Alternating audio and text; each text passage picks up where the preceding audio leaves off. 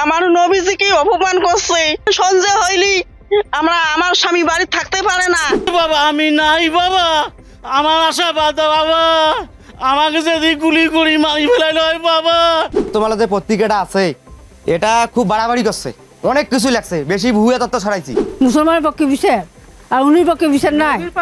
হ্যাঁ, নবীর পক্ষে হ্যাঁ তো কথা কইছে। সম্প্রতি মহানবী হজরত মুহাম্মদ সাল্লাল্লাহু আলাইহি ওয়াসাল্লামকে নিয়ে কটূক্তি করে ফেসবুকে পোস্ট নিয়ে রংপুরের গঙ্গাচড়ায় হিন্দু বাড়িতে হামলা ও ভাঙচুরের ঘটনাকে সংখ্যালঘু নির্যাতনের ইস্যু বানানোর অভিযোগ উঠেছে।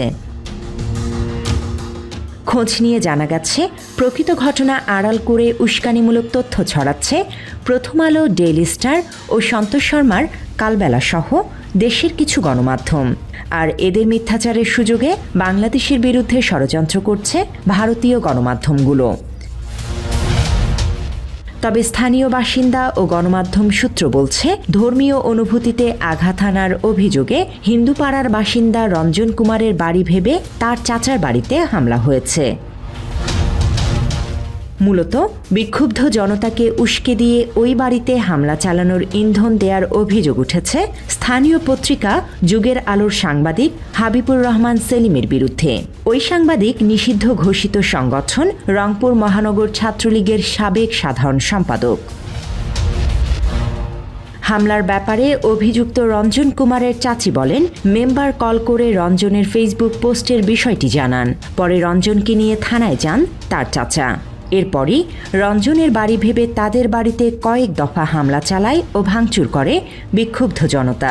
হঠাৎ করে আমাদের এলাকার মেম্বার মোবাইল করে আমার ভাতিজা বলল যে তোমার ছেলে নাকি ফেসবুকে বলে নবীজির নামে কি কি দিয়ে পাঠাইছি।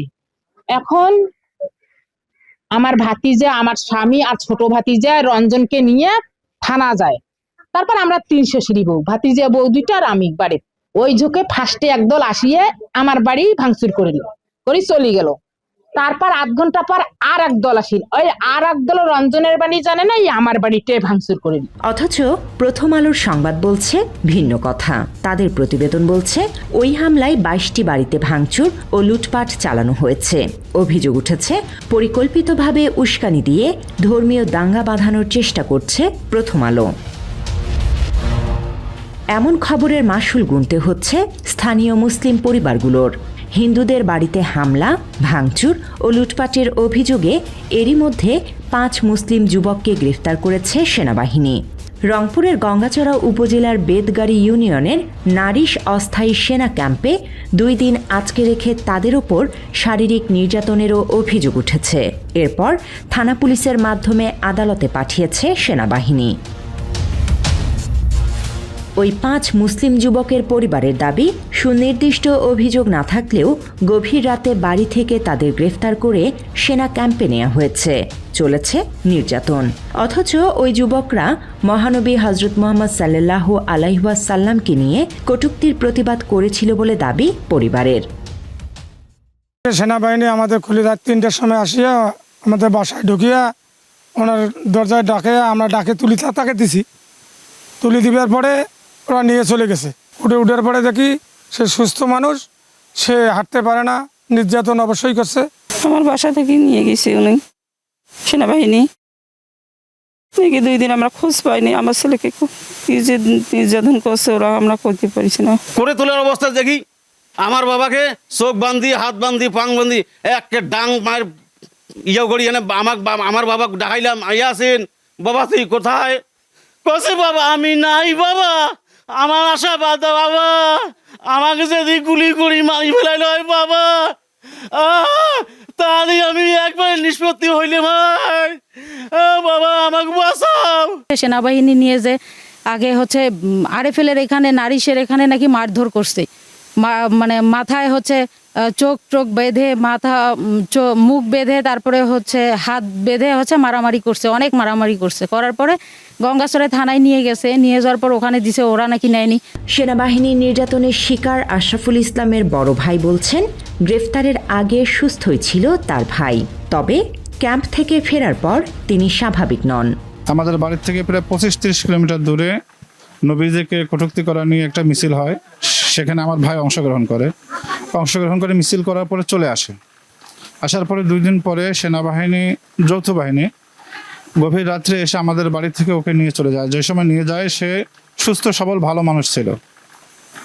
নিয়ে যাওয়ার পরে 2 দিন পরে যখন তাকে কোর্টে উঠানো হয়, দেখা যায় যে সে চরমভাবে অসুস্থ, তাকে অমানবিক নির্যাতন করা হয়েছে মনে হচ্ছিল। তবে বিষয়টি অস্বীকার করেছে রংপুর ক্যান্টনমেন্টের এক অধিনায়ক। এ বিষয়ে সাংবাদিকদের কাছে প্রমাণ আছে কিনা জানতে চান তিনি। হ্যালো, আসসালামু আলাইকুম। আসসালামু আলাইকুম। জি জি, আপনার ওই একটা ফেসবুকে পোস্ট আমি দেখেছি গতকাল। আমি যদিও ইউটিউবে এখানে বিষয়গুলো আমি খুব একটা দেখি না। জি। তো আপনার যে ইনফরমেশনটা আপনি দেওয়ার চেষ্টা করছেন ওরকম কিছু রংপুরে হয়নি। এখানে মূলত বিষয়টা মানে মিস ইনফরমেশন বা রং ইনফরমেশন ছড়ানো হচ্ছে আর কি। না কিন্তু রংপুরে কেউ করেনি, আপনি প্রথম করলেন আর কি। না কিন্তু আমি করলাম, এটা তো আর পত্রিকা না। আমি যে কথাটা স্পেসিফিক যদি কোনো স্পেসিফিক যদি কোনো আপনার কাছে কোনো ইনফরমেশন থাকে সেটা কি আপনি আমাকে রেফার করতে পারবেন যে এরকম কিছু হয়েছে? আমি বলবো। জি জি বলেন। বিষয় হচ্ছে যে আমি যেই আসলে সেনাবাহিনী তো একটা ফ্যাক্ট, তাই না? দেশের সেনাবাহিনীকে নিয়ে যা ইচ্ছা তাই। আমি এত লং কনভারসেশনে যেতে যাচ্ছি না। আপনার কাছে স্পেসিফিক যদি কোনো ইনফরমেশন থাকে যে বা আসলে কোনো কিছু আপনি যেটা বলতে চাচ্ছেন এরকম কিছু থাকে সেটা বলেন।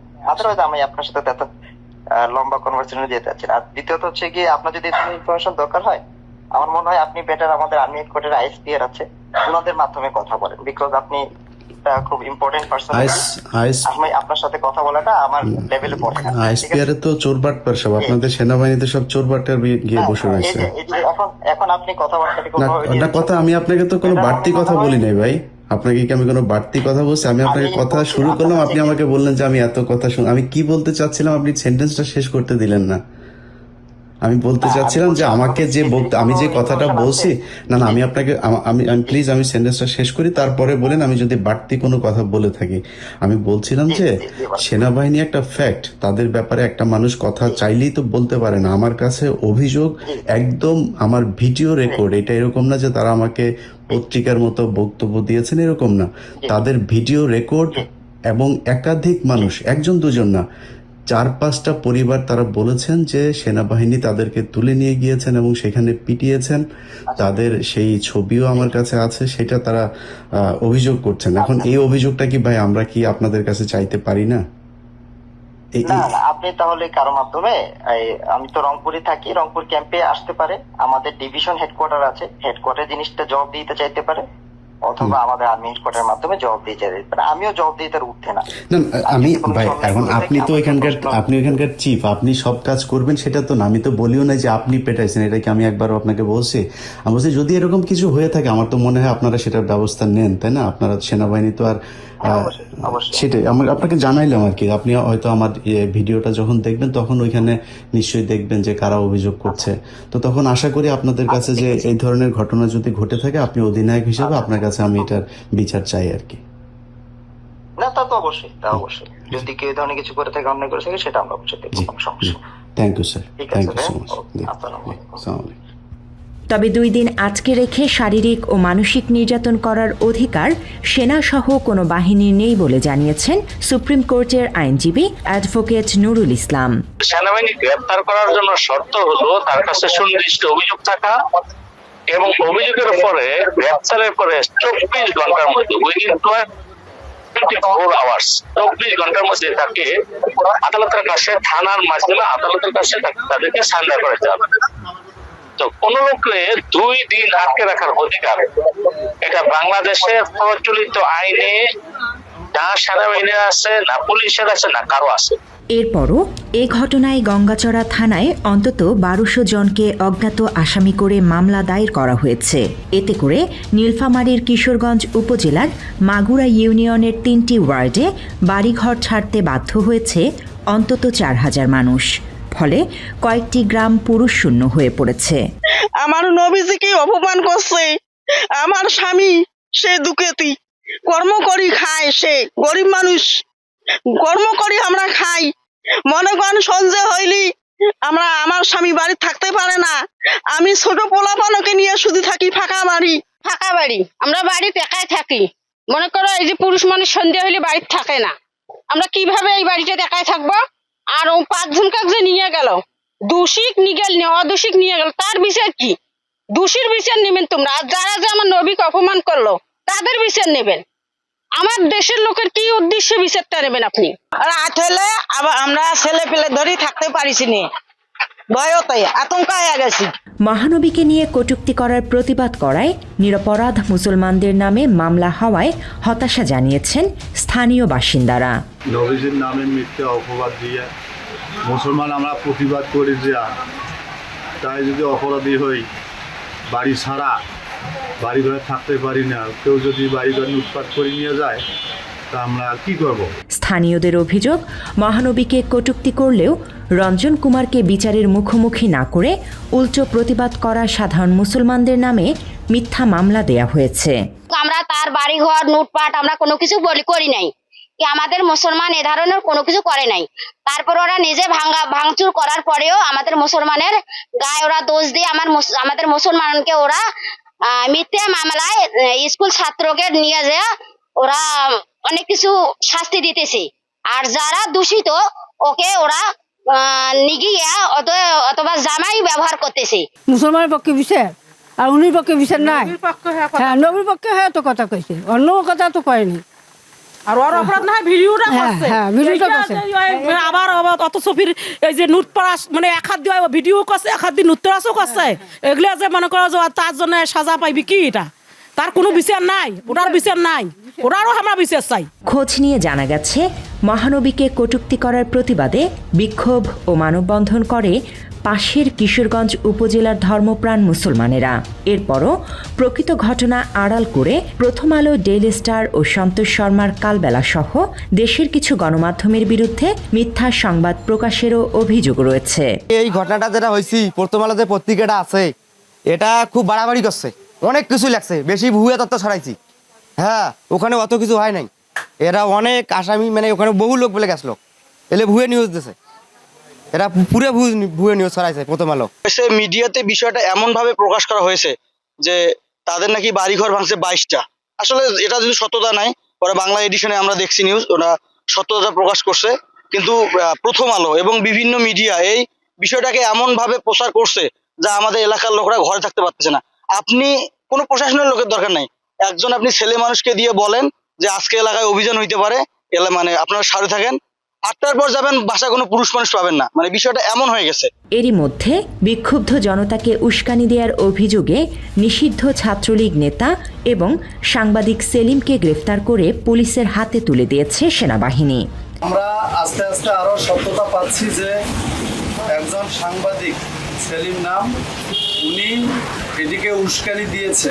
শোনা যাচ্ছে যে উনি আওয়ামী লীগ বা ছাত্রলীগের কোনো এক পদে ছিল, উনি এই ঘটনাটিকে উস্কানি দিয়েছে। এ বিষয়ে গঙ্গাচড়া থানার ওসি আল ইমরান বলেন, এ মামলায় সেলিম নামের একজনকে গ্রেফতার করা হয়েছে, তিনি এই ঘটনার মূল উস্কানিদাতা।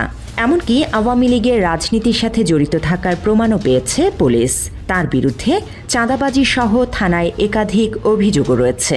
আমরা এই মামলায় অদ্যাবধি মোট 6 জনকে অ্যারেস্ট করছি। গতকালকে হাবিবুর রহমান নামে একজনকে আমরা অ্যারেস্ট করেছি। তিনি একজন আওয়ামী লীগের নেতা। তিনি প্রত্যক্ষভাবে এই ঘটনার ইন্ধন দিচ্ছেন এবং নেতৃত্ব দিচ্ছেন মর্মে আমাদের কাছে সাক্ষ্য প্রমাণ আছে। সেই সাক্ষ্য প্রমাণের ভিত্তিতে গতকালকে সেনাবাহিনী তাকে আটক করে আমাদের হাতে হস্তান্তর করে আমরা তাকে আজকে জেল হাজতে প্রেরণ করেছি।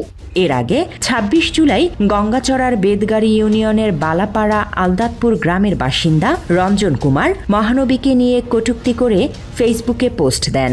অথচ বয়স কম দেখিয়ে তাকে রাখা হয়েছে কিশোর সংশোধনাগারে। তাই দ্রুত নিরপরাধ ওই যুবকদের মুক্তি দিয়ে অভিযুক্ত রঞ্জনের কঠোর শাস্তির দাবি জানিয়েছেন স্থানীয়রা। আল্লাহ হাফেজ।